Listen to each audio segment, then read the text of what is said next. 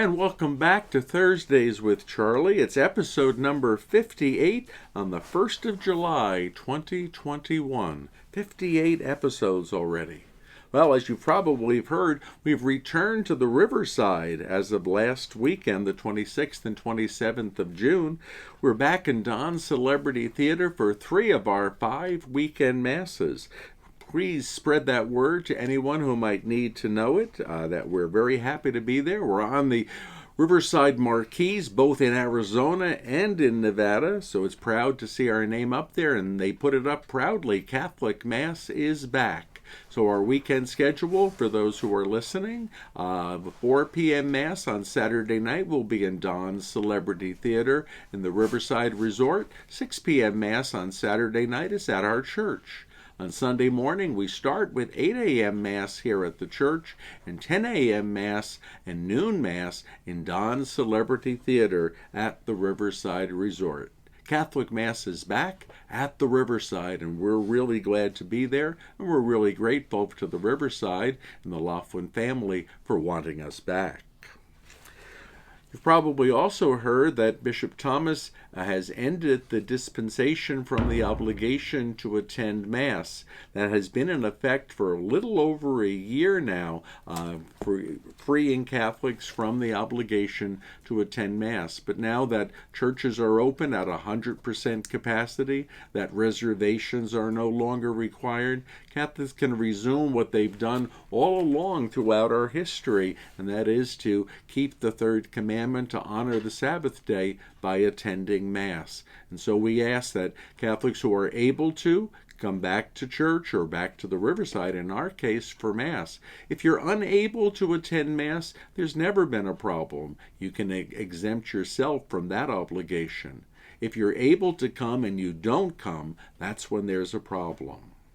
Remember back years ago when we first introduced in the early 1970s the idea of attending Saturday night Mass as the Sunday Mass because of the Jewish idea that the day actually began with sunset on the previous day. How difficult that was for many people. In fact, there's still some people who don't see going to Mass on Saturday night as being the ideal of the Sunday obligation, even though the Church says it's certainly allowable and certainly permissible. We remind you on this weekend, July 4th is the very Sunday. Kayvon, the comedian, will be here doing his show at 4 p.m. in the Garces Center. Those tickets are $15 each. The doors will open at the Garces Center at 3:30 p.m. on Sunday. Their tickets are selling very well. We've had phone calls from New Mexico, from California, from Las Vegas, people who have seen it on his website and are going to be attending with us. So please, this weekend while you're at church, if you'd like to pick up your tickets at the Masses, we strongly encourage getting them in advance. It's going to be a wonderful show, very patriotic, very funny, and of course, good, clean comedy. Today also, the 1st of July, is the feast day of Father Junipero Serra, a Franciscan missionary who was canonized on September the 23rd in 2015. He's the founder of the 21 California missions, at least the idea behind them. I think he actually founded 7 of them, and they were completed after his death. And those missions stretch all the way from San Diego up to Sonoma, California. And they're about 1 day's distance apart by horseback. That's pretty much how the way they were laid out for the missionaries to travel. They're an integral part of California's early history and were built over several decades. But Father Serra was the one who was behind the inspiration to build the missions. Father Serra, by the way, is an older contemporary of Father Francisco Garces. He was 26 years older than Father Garces. And the two of them got to meet in 1776 after Father Garces went west from Laughlin, and 20 days later, on March 24th, 1776, they met at San Gabriel Mission in California. 1776 is a wonderful year. Certainly for America, we associate it so much with our history. July 4th, 1776, Independence Day, the founding of the United States of America.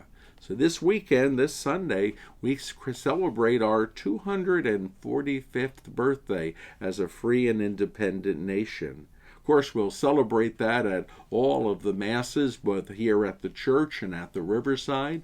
And of course, we're looking forward 5 years into the future when we'll celebrate the 250th anniversary of our great American nation. In honor of this, I have copies of the Declaration of Independence and the Constitution of the United States that we'll pass out to everybody at whatever Mass you attend this weekend. I think it's good for us to be familiar with the wording of our founding documents, at least some particular parts of them. The Declaration of Independence very early on states, "We hold these truths to be self-evident, that all men are created equal, that they are endowed by their Creator with certain unalienable rights, that among these are life, liberty, and the pursuit of happiness." Those words, I believe, used to be memorized by school children. Probably still a good idea for us to keep them close to our minds and hearts.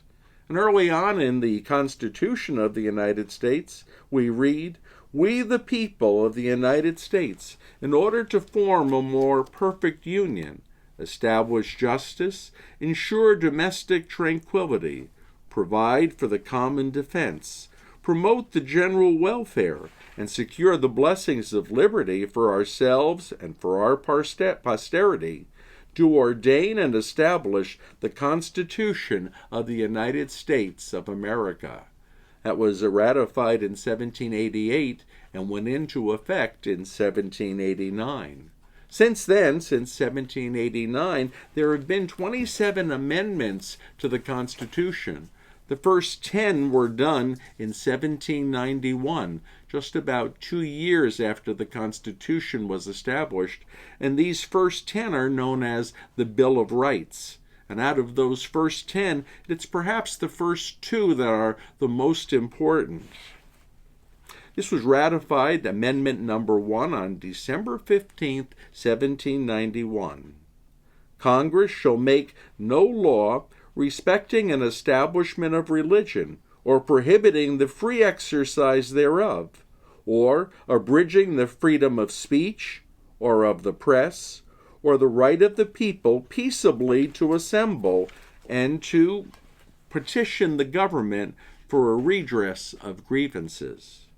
And the Second Amendment, also ratified that same day in 1791, "A well-regulated militia being necessary to the security of a free state, the right of the people to keep and bear arms shall not be infringed."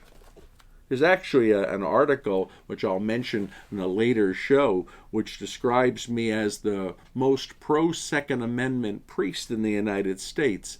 I'll tell you later how I got that designation. Now, among my idols, very high on the list, is Archbishop Fulton J. Sheen. You know I've spoken of him before. His TV show Life is Worth Living in the 1950s was one of the mainstays of my growing up. His ability to broadcast and promote the message earned him an Emmy for his television work. He's certainly got a special place in the minds and hearts of generations of Americans. And he did one show around 1960, and the title of the show was part of his series, Life is Worth Living, was The Glory of Being an American. So I credit Bishop Sheen with the inspiration for behind what I'm about to say, and I want to honor him by using some of his words and his examples. He said he was going to select only 3 reasons for just saying the glory of being an American, while recognizing that there are plenty more. And the 3 reasons Bishop Sheen selected was the origin of our rights and liberties, the value we place on the human person, and what America has done for the world. Our Declaration of Independence and our Constitution and Bill of Rights and the other amendments are part of our heritage, and they form the framework on which America is based.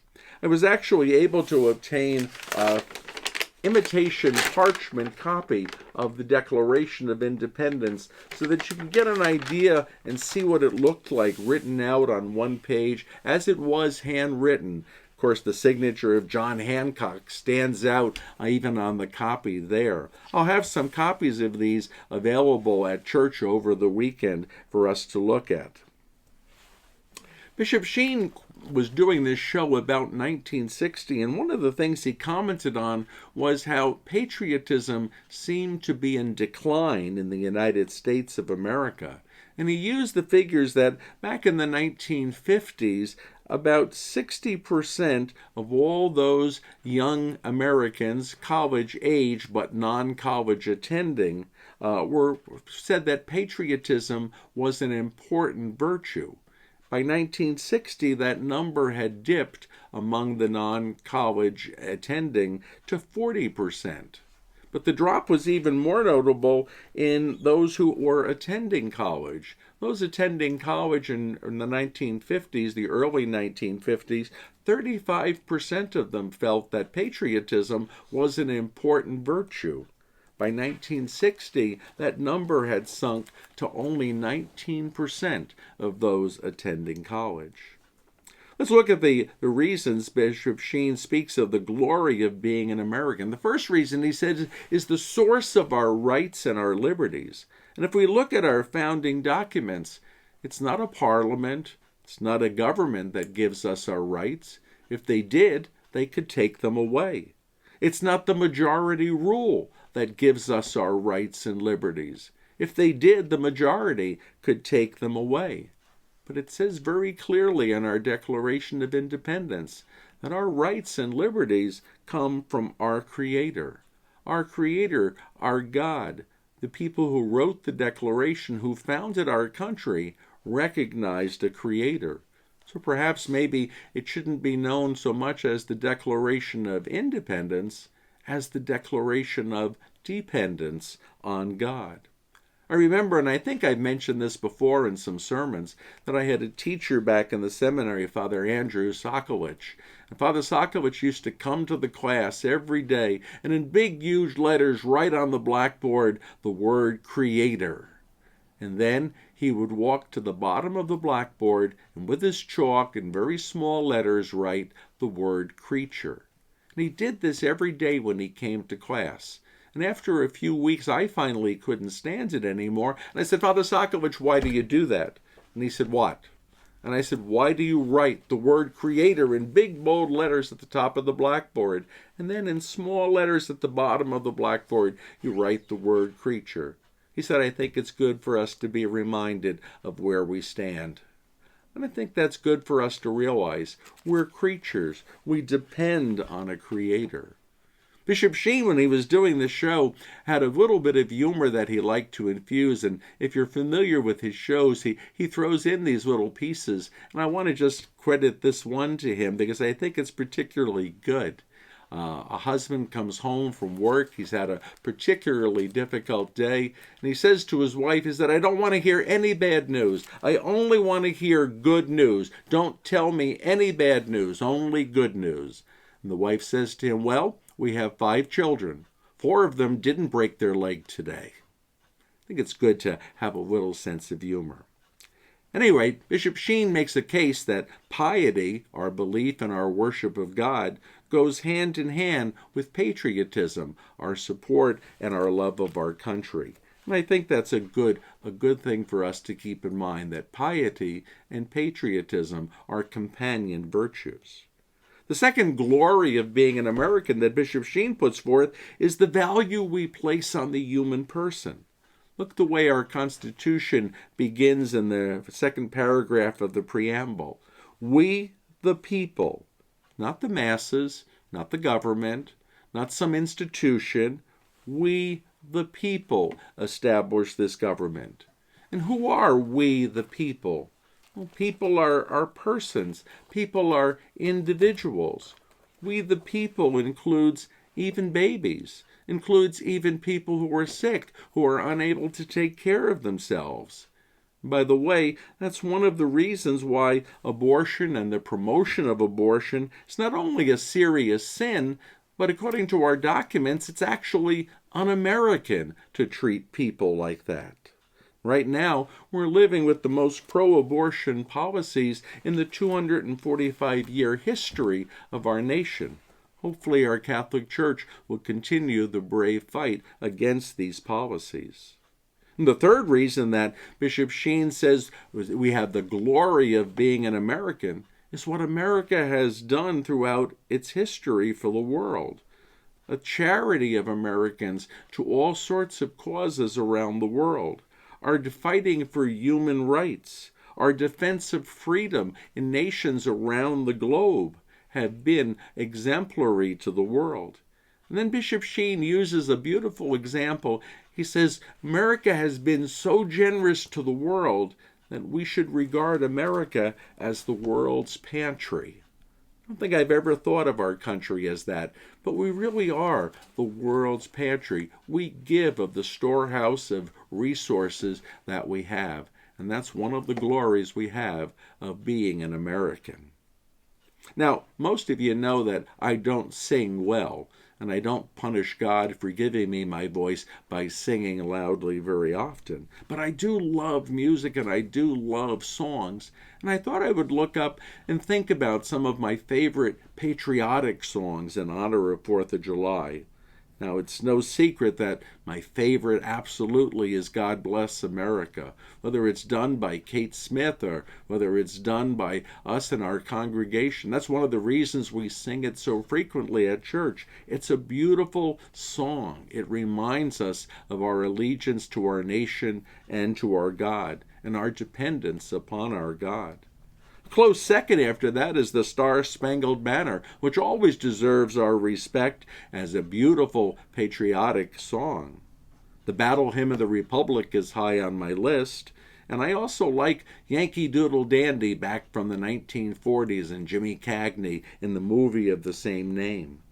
But while I was looking and thinking about songs, I found another 4 that I particularly have an affinity for, and I'd like to share them with you. I'm willing to bet that the first 3 are going to be familiar to everybody listening because they were very familiar to me. The 4th one I think might be a new one to some of us, as I had never heard of it before. So let's go through the 4 of these. The first one was written by Woody Guthrie back in 1944. It's a campfire favorite for all of us. This land is your land. I won't trouble you by singing it, but let me share some of the words. This land is your land. This land is my land. From California to the New York Island. From the redwood forest to the Gulf Stream waters. This land was made for you and me. I can still remember singing that in youth group over and over again, and I'm sure many of you have campfire memories and memories of your own childhood and youth singing that song. It's a beautiful American favorite. The second one was by Lee Greenwood in 1983, God Bless the USA. It's also known by its second name, I'm Proud to Be an American, which shows up forcibly in its verses and refrains. That song, you might recall, became one of the anthems of Operation Desert Storm and Iraqi freedom way back in the 1990s. And I'm proud to be an American, where at least I know I'm free. And I won't forget the men who died, who gave that right to me. And I gladly stand up next to you to defend her still today. 'Cause there ain't no doubt, I love this land. God bless the USA. A very strong song. I can still see people standing up in groups around the end of Desert Storm, and when that song would be sung, and we would proudly sing the ending of it. I think even today when it's done as a group, people stand up automatically and join in. A very powerful song. Speaking of really powerful songs, we know what happened on 9/11, 2001, the terrible attack on our great American nation. In response to that, in 2002, Toby Keith wrote, courtesy of the red, white, and blue. It's actually an interesting song, and it's written from the American's perspective toward our enemy, toward those who would attack us.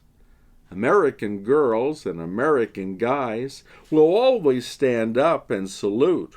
We'll always recognize when we see Old Glory flying.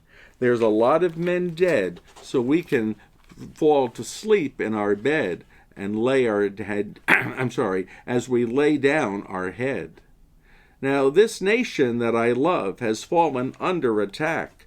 A mighty sucker punch came in from somewhere in the back. Soon as we could see clearly through our big black eye, man, we'll light up your world like the 4th of July. Hey, Uncle Sam, put your name at the top of his list. And the Statue of Liberty started shaking her fist. And the eagle will fly. When we hear Mother Freedom start shaking her bell, and it feels like the whole world is raining down on you, brought to you courtesy of the red, white, and blue. I think we're all familiar with those three songs. The other one is one I found I had not been familiar with before, but apparently it was written in 1963 by Sidney Carter, and it was intended for use in school assemblies. If you go online, you can find videos of all sorts of gatherings of students singing, "I am thankful to be an American." And it has a very simple melody and very simple words. I am thankful to be an American, to live in the greatest land of all. In a nation blessed, it's the very best. I can stand with my head up tall. I am thankful to be an American, to be born in a land that is free. I am thankful to God for allowing me to be an American. I love that one. I even love it when it's sung, but I loved reading the words, and I've read them several times since I found it online this week. Well, it's time for our Pascal to join us. And I have to admit that the message he comes with today is one that I put into Latin. It didn't originally exist in Latin, but I love that song so much. I am thankful to be an American, that I thought it would be good for Pascal to share that with us in Latin. Gratias ago Deo, sit an American. Obviously, you see where I put it. There's no word for American in Latin. Gratias ago Deo, sit an American. I am thankful to God to be an American, and we all should be. God bless America. God bless all of us. And have a wonderful 4th of July weekend.